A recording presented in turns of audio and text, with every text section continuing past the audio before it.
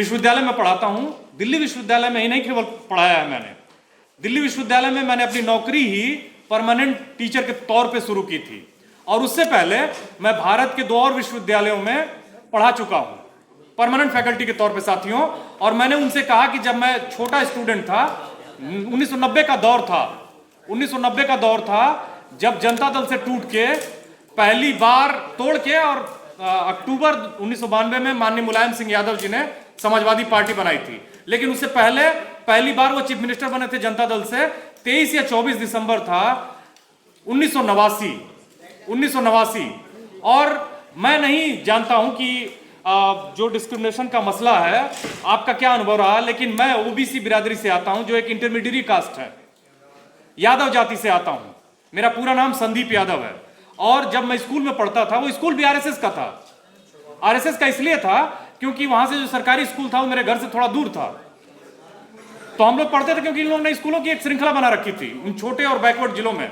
मेरे जिले में पहला कॉन्वेंट स्कूल 2000 में खुला, और उस स्कूल में जब मुलायम सिंह चीफ मिनिस्टर बने, उसके बाद मैं आपको बताता हूं कि मुझे एक व्यक्ति ने, जो कि मुझसे उम्र में बड़ा था 10 साल, वो रोज हम लोग शाम को खेलने जाते थे वहां, उसने कहा कि मुझे मुलायम सिंह के नाम से संबोधित किया और कहा इधर आओ। मैंने कहा कि अरे भाई मेरा नाम संदीप है, तुम मुलायमा क्यों कह रहे हो मुझे। ये एक पहला उदाहरण मैं आपको बताता हूं। स्कूलों में मैंने महसूस किया, लोग कहा करते थे कि यादवों की बुद्धि जो है वो 12 बजे खुलती है। मैं सोच के हैरान रह गया।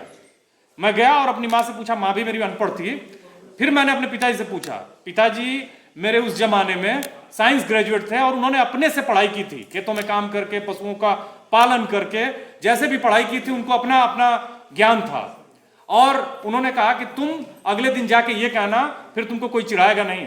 मैं गया और मैंने कहा, कोई मुझे दोबारा किसी ने कुछ नहीं कहा, लेकिन चिढ़ाया जाता था, आपको टीज किया जाता था, और कहा कि घुटने में होता है दिमाग, 12 बजे बुद्धि खुलती है, घुटने में होता है, बुद्धि नहीं होती है।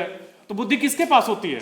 जब मैं धीरे धीरे बड़ा हो रहा था इस ज्ञान के साथ, तो मैंने देखा कि मेरे जिले में जितने भी, चाहे वो बीसी बच्चे थे, चाहे वो दलित बच्चे थे, मैं कक्षा 6वीं में जिला स्कूल में पहुंचा, और जिला स्कूल में पहुंचने पे मैंने देखा कि जो क्लास का 125 का क्लास होता था पहले तो, और उस क्लास में जो सबसे सीधा बच्चा होता था उसका नाम होता था संतोष कुमार कमल, पुष्कर पुष्प। मैंने सोचा कि ये मेरा तो यादव है सरनेम, पुष्प कमल, और जो क्लास के सबसे बढ़िया बच्चे होते थे उनके नाम इस तरह के होते थे। फिर मैं घर आया, पूछा मैंने, घर के लोगों ने बताया कि वो ज्यादातर बच्चे दलित समाज के हैं। फिर मुझे धीरे धीरे जातियों का एहसास होने लगा, समझ में आने लगा कि कुछ लोग अपनी जाति क्यों छुपाते हैं, और कुछ लोगों की जातियों का मजाक क्यों उड़ाया जाता है, और कुछ लोग अपनी जातियों पर दंभ क्यों करते हैं। तो कोई ये कहे कि जाति सच्चाई नहीं है तो वो आपको बेवकूफ बना रहा है। जाति एक ऐसी नेटवर्किंग है ना, जो बिना इंश्योरेंस के आपको प्रीमियम, बिना प्रीमियम के मैंने आपको रिटर्न देती है।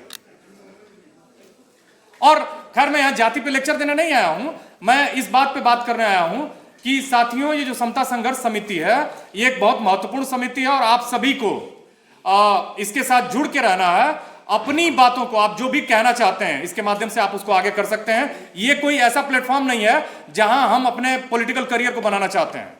एक ऐसा प्लेटफॉर्म है जहां हम सामाजिक, सांस्कृतिक और हमसे जुड़े हुए जो आर्थिक मुद्दे हैं, अगर हमारे लोग इंडस्ट्री में नहीं है, बिजनेस में नहीं है, अगर हम लोग तो हैं हमारे, लेकिन लोग जो ये लोकतंत्र के पहिए हैं ना, जो पिलर्स हैं, जो खंबे हैं, वहां नहीं है। तो वो क्यों नहीं है, इस पर बातचीत करने के लिए हम लोग इकट्ठा हुए हैं। और ये जो यूजीसी इक्विटी रेगुलेशन 2026 था, मतलब इनफैक्ट उस पर 2 जो जस्टिस की बेंच है, हमारे जो चीफ जस्टिस हैं और जय माल्या बागची है ना नाम उनका, बागची, इन लोगों ने स्टे लगा रखा है।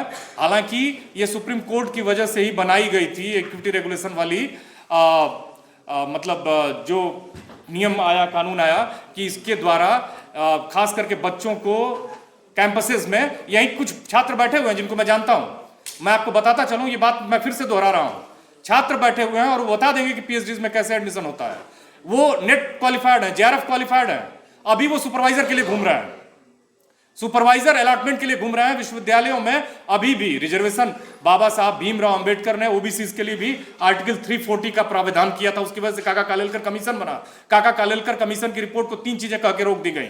पहला था कि पंचवर्षीय योजना आ रही है, उसकी वजह से खुशहाली आ जाएगी देश में, लगाने की जरूरत नहीं है। दूसरा, साइंटिफिक डेटा के आधार पर कलेक्ट नहीं किया गया है, इसलिए ये रिपोर्ट ठीक नहीं है।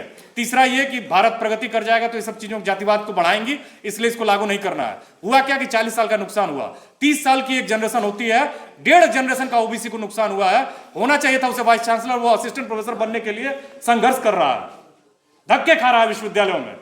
और साथियों, ओबीसी, एससी और एसटी के जो लोग हैं, उनका जो डेमोक्रेसी का पिलर है, आप देखिए इसी जुडिशरी में 2014 से पहले, इसी मतलब न्यायपालिका में 2014 से पहले 5 एससी के जज थे, 5 ओबीसी के थे, 1 आदिवासी रह चुके थे। 500 जो जजेस हुए थे हाई कोर्ट और सुप्रीम कोर्ट में, छोड़ दीजिए नीचे की कोर्ट का मामला। मैं आपको 2 अपने एग्जांपल्स के साथ अपनी बात खत्म करूंगा, बहुत ही विद्वान लोग बैठे हुए हैं।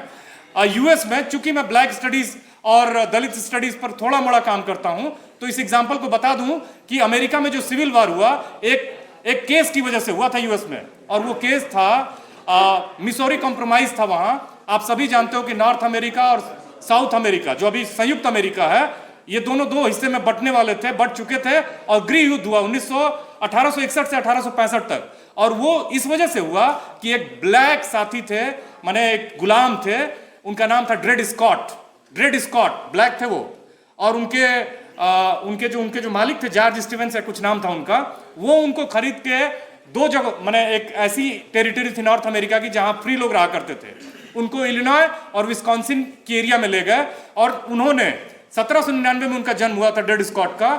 1846 में उन्होंने एक मुकदमा किया, और वो मुकदमा था कि चूंकि मैं फ्री एरिया में रहता हूं, तो इसलिए मुझे फ्री नागरिक घोषित किया जाए। और उस मसले पर लोकल कोर्ट ने उनको पॉजिटिव निर्णय दिया, हाई कोर्ट ने निगेटिव निर्णय दिया, सुप्रीम कोर्ट में मसला गया। रोजर बिटेनी एक जज थे, और उन्होंने 7 और 2 से शायद वो जजमेंट आया था। वो जजमेंट ये आया कि ब्लैक्स को इक्वल नागरिक के रूप में नहीं माना जा सकता है। 3 जजमेंट उन्होंने दिए, और उनको इस तरह से कर दिया गया कि वो जो ब्लैक्स हैं वहां के, उनको कोई अधिकार नहीं है।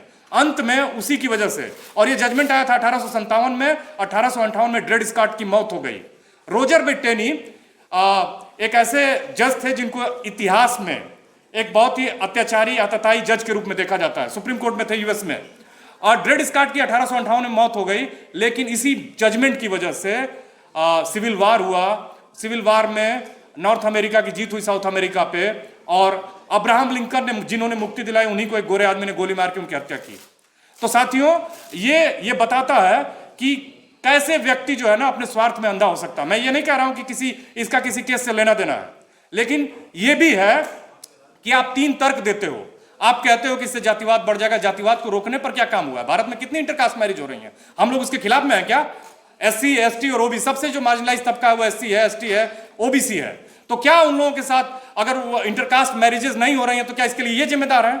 ये जाति नहीं खत्म हो रही है तो कौन जिम्मेदार है? अगर ये जितने भी पिलर्स हैं उसमें ऊपर नहीं आ रहे हैं तो कौन जिम्मेदार है? इस पर कौन बात करेगा?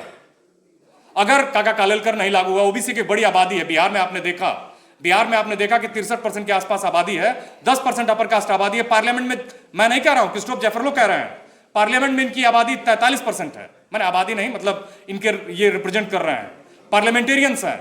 जुडिशरी में देखिए आप, अगर जज नहीं बन रहे हैं हम लोग, तो क्या गड़बड़ है? मेरे साथ, मैं स्वस्थ आदमी हूं, विज्ञान कहता है, यहीं कई वैज्ञानिक बैठे हुए हैं, सभी जानते हैं, विज्ञान कहता है कि 6 साल तक जो बढ़िया से खाता है, जितना प्रोटीन खाना चाहिए उसको मिलता है, तो वो बौद्धिक रूप से कमजोर होगा ही नहीं, हो ही नहीं सकता है। तो कमजोर नहीं, इसका मतलब कि कमजोर हैं ये लोग, और इसका मतलब है, बुला दें हम, ठीक है।